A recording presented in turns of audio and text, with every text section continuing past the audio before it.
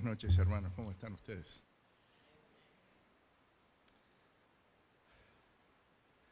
Parece mentira, a mí por lo menos me parece que cuando miro para atrás ya pasó toda una semana, ¿no? Y fue una linda experiencia. Empezamos sin luz, empezamos sin agua, pero lentamente las cosas fueron viniendo. Y hoy tuvimos agua en abundancia, ¿no? Aprendí a recoger agua de lluvia y lo hice con mucha simpatía y alegría. Y pensé que son lecciones que todos debemos aprender para los tiempos difíciles, porque definitivamente vendrán. Quiero quizás retomar la temática de la semana y en cierto sentido desconectarnos un poquito del ambiente general. Por favor, no piensen que soy una especie de marciano extraterrestre que no sabe lo que está pasando alrededor para nada. No piensen así, solamente que estoy siguiendo la temática de esta semana. Y la temática es: por sus frutos los conoceréis. Y está inspirada en Mateo, el capítulo 7, los versículos 16 al 20, y también en Mateo capítulo 24, cuando el Señor advierte que vendrían falsos maestros, falsos profetas, falsos cristos. Ese es el término que nosotros vamos a encontrar, pseudo-Christos, va a decir el original griego del Nuevo Testamento, que en aquel tiempo de paso proliferaron abundantemente. Así que en esta noche nos vamos a centrar en un micro episodio que nos da una idea del ingenio divino y profético y cómo el cielo y la tierra se pueden unir en un esfuerzo para generar misión y salvación. Escuchen bien, misión y salvación en medio de los tiempos de guerra. Se abre todo un resorte de recursos que convocan a la reflexión del lector de ese incidente. Por el hecho de que nos remonta al pasado, nos remonta a una época de prácticamente siglo IX antes de Cristo, y allí vamos a centrarnos en un episodio de los muchos, pero de la vida y ministerio de uno de los grandes profetas del Antiguo Testamento. Uno que prácticamente, cuando lo tenemos que comparar con las Sagradas Escrituras en el plano general, compite por la multitud de incidentes con los del apóstol Pablo prácticamente en el Nuevo Testamento. Es decir, es un ministerio de sorpresas que vamos a encontrarnos allí.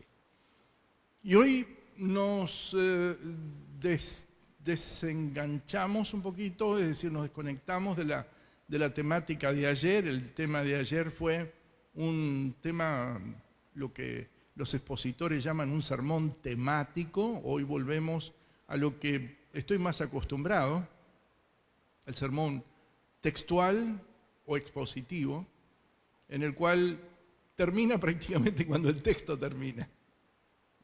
Y eso es muy simple para poder verlo, es decir, a medida que nos acercamos al fin, definitivamente el texto fluye, el entendimiento del mismo y la dinámica también del pasaje de la Escritura.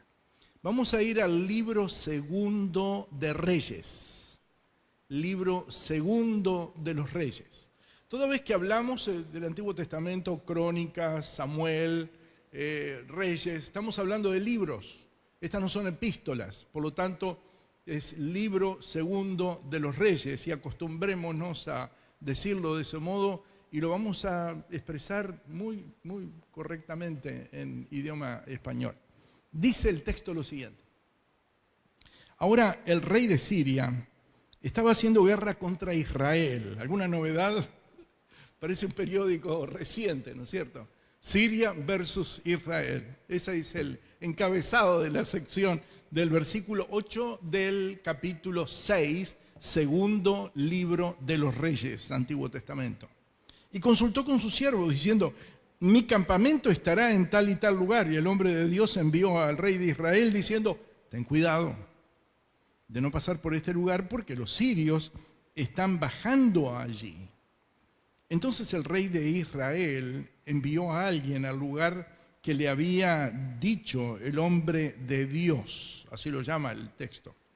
Y por lo tanto le advirtió y estuvo atento allí, no solo una o dos veces. Por tanto, el corazón del rey de Siria se turbó mucho por esto. Y llamó a sus siervos y les dijo, no me mostrarán cuál de nosotros es del rey de Israel. Y uno de sus siervos le dijo, ninguno, mi señor, oh rey. Pero Eliseo, el profeta, está en Israel. Él le dice al rey de Israel las palabras que tú hablas en tu dormitorio. Van a encontrar en la versión en inglés que dice, in your private chambers, en algunas de las versiones. Y entonces dijo, ve y mira dónde está, dice el rey, para que pueda enviarlo a buscar. Y le dijeron, seguramente está en Dotán, es decir, esa es la dirección. Hoy en día tenemos las direcciones en internet, ellos en Siria ya sabían la dirección, así que no fue que lo googlearon, pero ahí estaba y era cierto. Por tanto, dice, envió, y vean esto, caballos y carros y un gran ejército allí, por un hombre. Y llegaron de noche y rodearon la ciudad. Se tienen que haber amontonado porque Dotán era una pequeña población que no tendría más que 4 o 5 bloques y campo alrededor.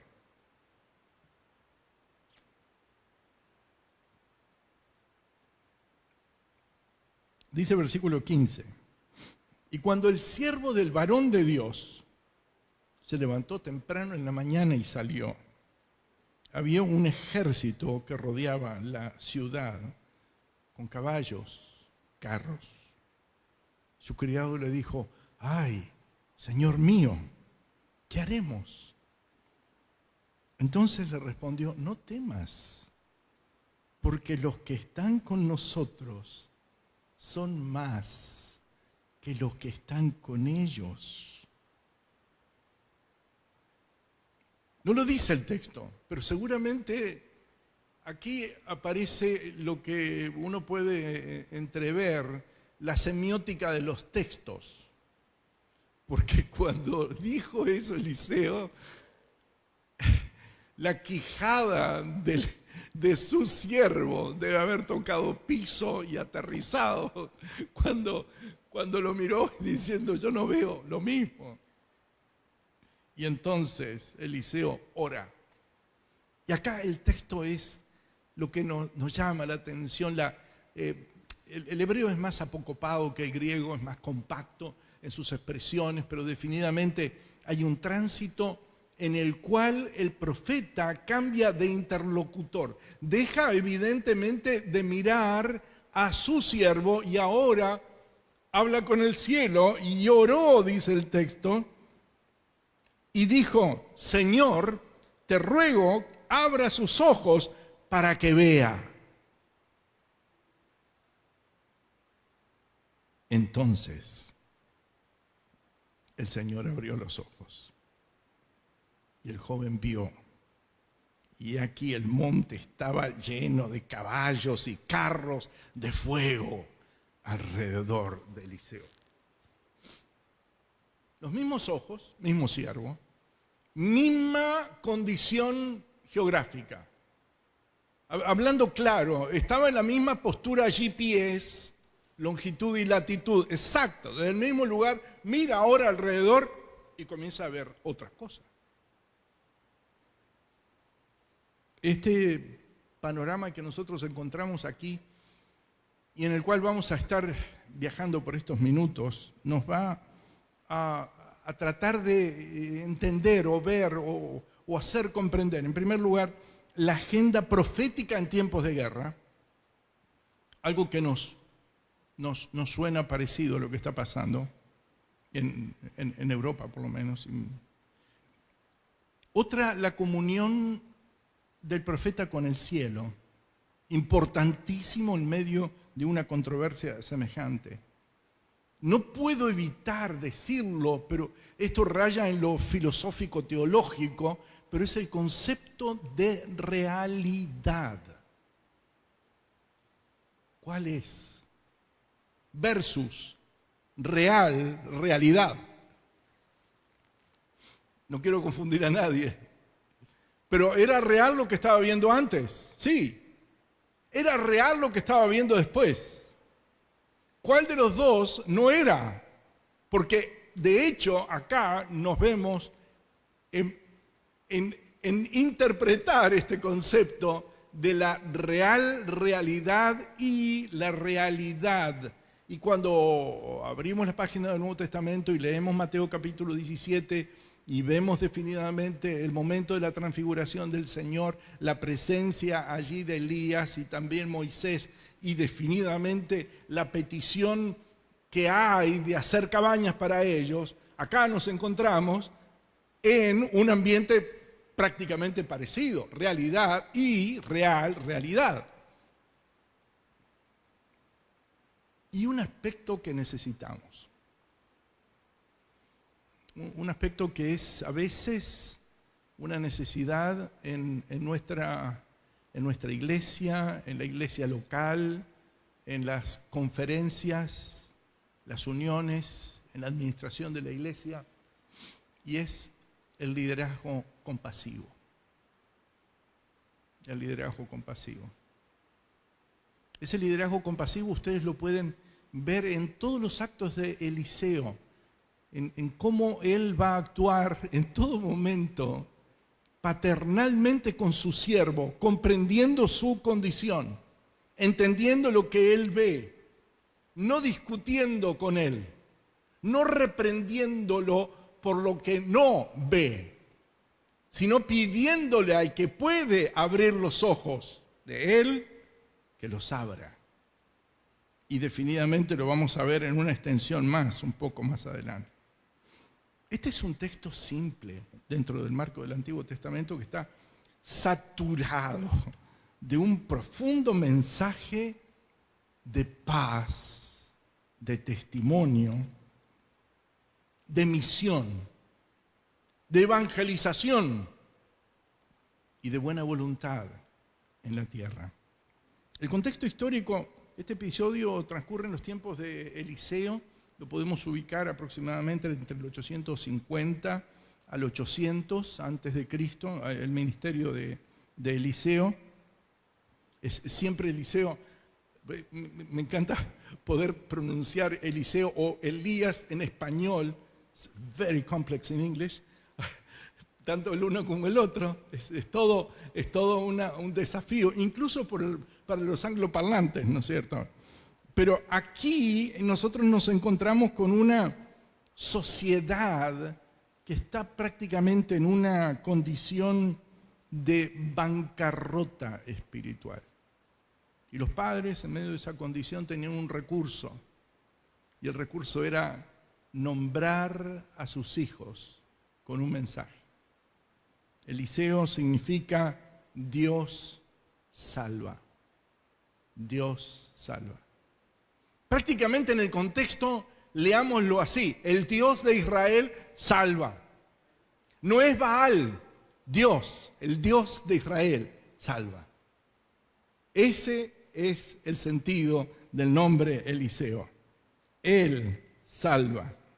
Y fue definitivamente un gran profeta discípulo de Elijah. Adonai is God. Adonai es Dios. Y hubo tiempos sombríos en medio de Siria e Israel en ese periodo. El contexto geográfico transcurre dentro de Dotán y Samaria. Y Dotán era famosa en el pasado. Allí José encontró a sus hermanos pastoreando sus rebaños. Y ese es el antecedente del incidente de Dotán, geográficamente hablando. El profeta, llamado aquí e identificado como hombre de Dios en el libro segundo de Reyes, reconocido como el profeta Eliseo, proporcionó información estratégica dentro del plan de guerra. Pero observen que la presentación que él dio al rey era no confrontacional. ¿Lo leen? No le dice, mira, si tú vas por esta dirección, vas a poder pelear mejor. No. Le está diciendo, cuando él vaya por allí, tú ves por el otro lado. No se van a encontrar, no hay guerra. Está muy interesante el aspecto. Obviamente hoy con los drones no se puede. Pero definitivamente, hablando de situación de descripción, de estrategia de guerra, acá encontramos un profeta de Dios que está en medio de una guerra y está evitando las muertes tanto de unos como de otros. Y no hay duda en el texto de que el hombre de Dios tenía una profunda conexión con el cielo. Y a su vez, ojo, eso no lo pierdan de vista, a su vez una gran autoridad para ser escuchado entre los hombres dentro de ese contexto. Porque de lo contrario no se hubiera podido haber logrado esto. Y obviamente el rey de Siria estaba dolorido, casi avergonzado, preocupado, había convocado a una reunión en su departamento como para poder tener una discusión crítica de cómo poder enfrentar en mejores condiciones esa condición de guerra. La búsqueda no fue larga. Allí estaba Dotán, allí estaba el ejército y allí estaba Eliseo. Pero ninguno avanzaba y ninguno atacaba. Porque unos veían algo y otros no veían lo mismo. Y es muy interesante la narrativa que nos plantea aquí. El profeta, el hombre de Dios, estaba protegido. ¿No sienten ustedes algo de una alegría íntima de saber que en los tiempos de dificultad, en los cuales ustedes pueden estar acosados, asediados, rodeados, hay fuerzas invisibles que los rodean, que los protegen, que están allí por ustedes, que es una respuesta al momento inicial del día en el cual hicieron su oración al salir del hogar y le pidieron al Señor protección. Y allí estaba. Y la respuesta del profeta es: no temáis. Los que están con nosotros son más que los que están con ellos. Versículo 16. La transición ya la vimos, no hubo reproches. Y entonces ahora encontramos que viene otra oración. Y entonces del versículo 16, 17 va a seguir a ese aspecto de impasse, de control de un ejército en contra de otro. Nosotros vamos a ver algo. Y hacemos un paréntesis aquí, porque no lo podemos evitar. ¿Qué es la realidad? ¿Es solo lo que vemos?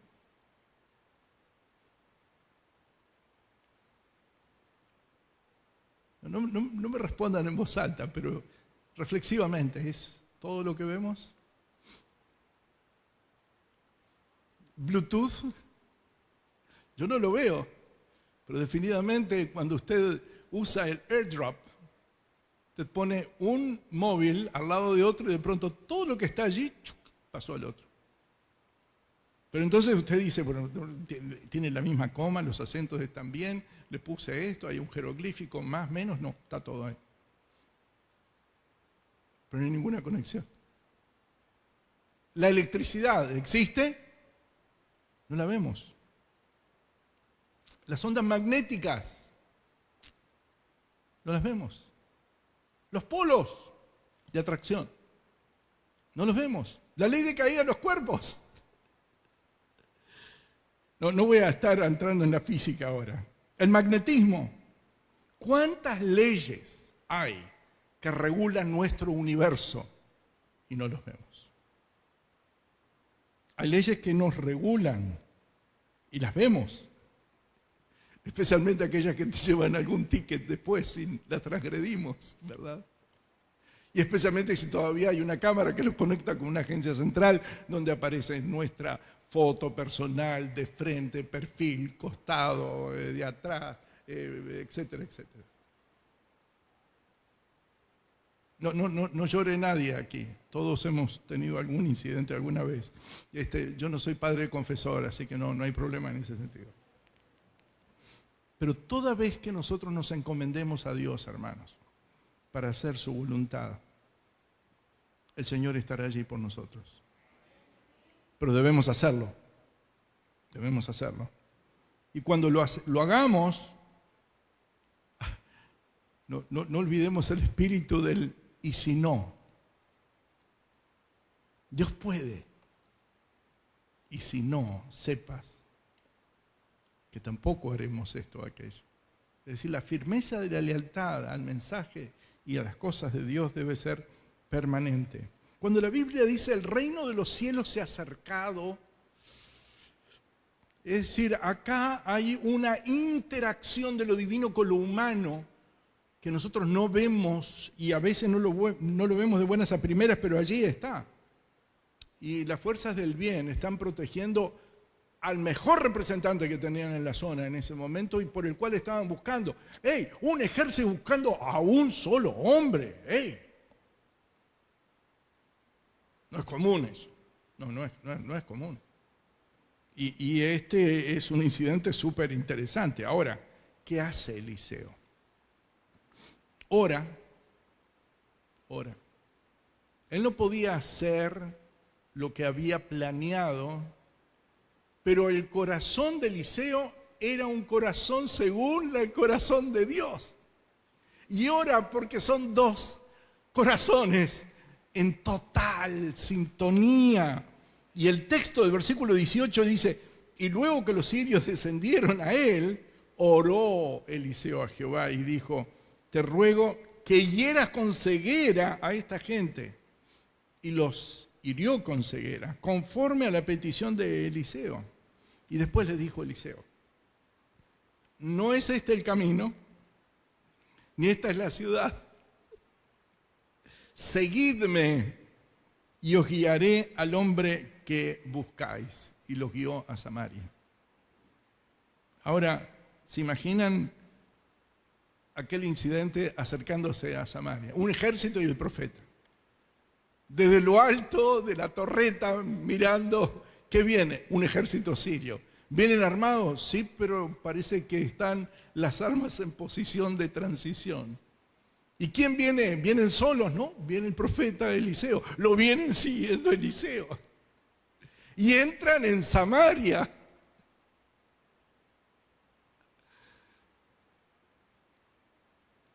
Es decir, cuando uno imagina todo ese entorno, se puede imaginar algunos otros recursos. El rey de Israel, cansado de estas condiciones,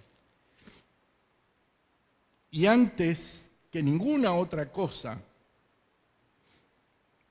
llega a hablar a Eliseo, y dice el texto, versículo 20, y cuando llegaron a Samaria, dijo Eliseo, Jehová abre los ojos de estos para que vean, y Jehová abrió sus ojos, igual que con el caso del siervo de él, y se hallaban en el medio de Samaria, rodeados completamente. Y cuando el rey de Israel los hubo visto, dijo a Eliseo: los mataré. Padre mío, vean el nombre para los mataré. Y aquí entra la parte humana. ¿Qué hubiéramos hecho? Hubiéramos convocado la junta de iglesia, hubiéramos llamado a algún consorcio. ¿Cuál sería la decisión? Si hubiera sido por votación, y hubieran vuelto en cajón, seguramente. En aquellos tiempos no había, más barato todavía, así que hubieran vuelto envueltos de acuerdo a la usanza de la época. Responde Eliseo y le dice, versículo 22, no los mates, no los mates. ¿Matarías tú al que tomaste cautivo con tu espada y con tu arco? Pon delante de ellos pan y agua. Pan y agua. Es decir, dales de comer. Que coman, beban y vuelvan a quienes los enviaron, a sus señores. Y entonces se les preparó una gran comida. Y cuando habían comido, bebido, los envió y ellos volvieron a su señor. Pero no se pierdan cómo termina esto. Y cuando vamos a ese punto, dice el texto, y nunca más vinieron bandas armadas de Siria a la tierra de Israel. Obviamente en ese tiempo, en ese periodo, ¿no es cierto? En esta guerra no hubo una sola baja, hermanos. ¿No les parece a ustedes una estrategia fantástica en medio de un conflicto que nos puede ayudar a visorar ideas y conceptos de fe? Porque esto es un conflicto espiritual, pero real. El nuestro que vamos a vivir es un conflicto espiritual. No cayó uno solo de los soldados, ni sirios ni de Israel. Y si acaso en los hogares de Siria hubo madres que oraron por sus hijos, a sus dioses, a sus divinidades, volvieron sanos y salvos. Generales del ejército que estaban preocupados por haber perdido quizás algunos de ellos. ¿A quién acreditarían todo eso? ¿A Baal? ¿Al rey Ben-Hadad, el rey de Siria? No. A Eliseo. Seguramente Eliseo comenzó a estar en boca de todos.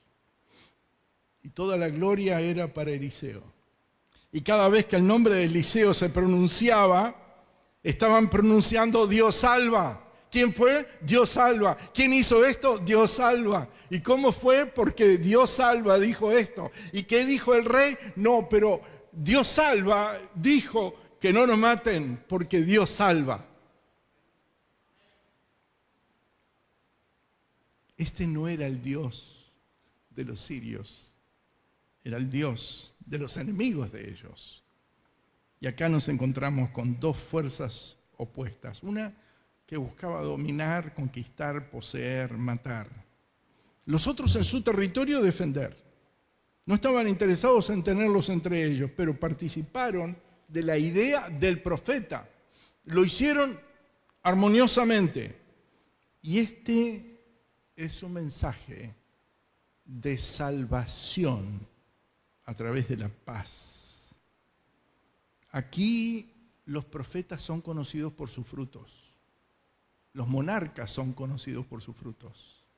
Los enemigos son conocidos por sus frutos.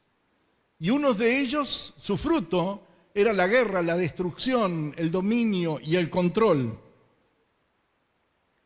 Pero los otros eran conocidos por la paz, por la salvación, por la oportunidad de vida, porque por sus frutos los conoceréis.